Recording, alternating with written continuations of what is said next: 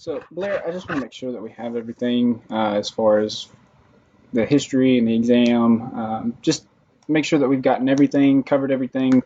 That way I can completely understand what's going on.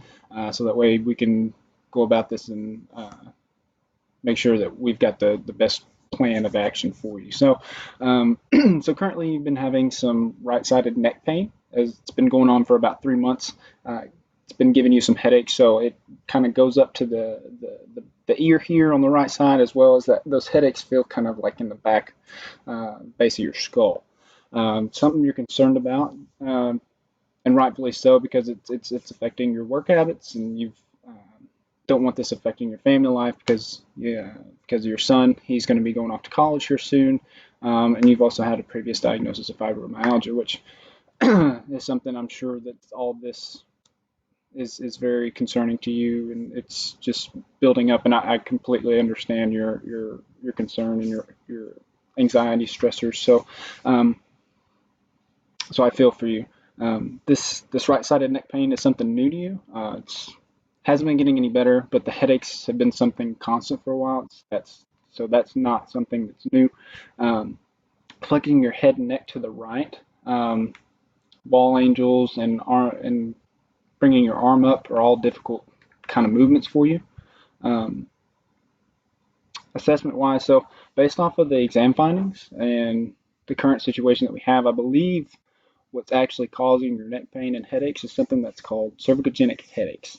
Um, this is something that's not uncommon, and I believe that based off of the history you gave, the working for 25 years, doing a desk job type of career, um, and some other exam findings that we did, I feel like this is the most probable cause for your neck pain that's causing the headaches.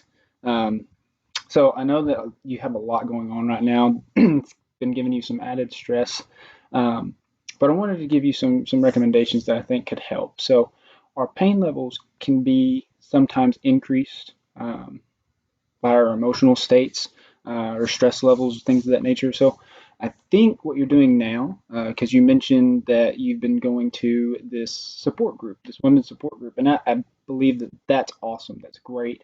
I totally agree with that.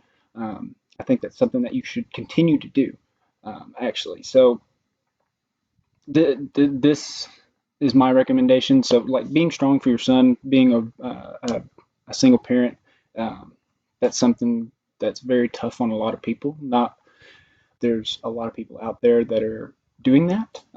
So you're not alone in that situation. I myself was raised by a single mother with my brother for a very long time, and so I can kind of relate to that um, in that situation because I know that things were tough on her as well. But to the point I'm making, I think that support group is great. I think you should continue to go to that, but I think you should express your feelings a little bit more if you haven't already. I think by expressing our feelings whenever we can't to people that we trust, especially in group settings like that, I think you can go a long way with that. And also too, I think you mentioned you don't have a lot of time, but I think it's really important is whether that's in the morning or in the afternoon, somewhere not it won't take too much of your time, just 15 to 30 minutes, but just go take a walk. Um, Exercise is shown to improve a lot of uh, emotional pain and stressful situations in our lives. So it's not just a physical activity for physical improvement; it's actually total body and mental health improvement. So this is something that you could even incorporate too with your son. So I think that would be a great activity to help as well with a lot of um, the emotional stressors going on in your life. Um, Another thing that I'd recommend are just some exercises. These exercises are meant to help with the adjustment because I believe that you are a prime candidate for chiropractic care. Um, so these exercises are meant to hold the adjustment a little longer, as well as strengthen some areas that may be weakened and loosen some other areas up that may be just too tense and too tight. So the first one are what's called chin tucks, or what I call chin tucks. Essentially, what we're going to be doing, you can do these in a number of ways, but essentially, the first way that I'd like for you to perform these exercises is just simply without any kind of resistance, any weight or anything. But what we're going to do is we're going to take our chin. We're going to be in a good posture here, and we're going to take our chin. And we're just going to simply pull our chin straight back. And we're going to do that for a number of reps and sets.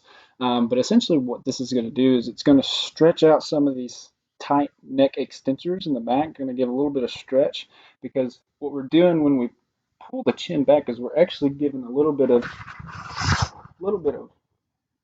rotation, a rotational component. Um, so that's going to stretch out a little bit of the neck extensors as well as strengthen these neck flexors. The next one I'd like for you to do is called a wall angel. So we're going to be up against a wall. Terrible representation here, but we're going to be up against a wall. And what I'd like for you to do is to pull that chin back, keeping our elbows, upper back, and low back as well. Chin tuck, elbows, wrists on the wall, and we're going to do wall angels. And we're going to do these to tolerance, because I know that this is a position that gives you a lot of trouble.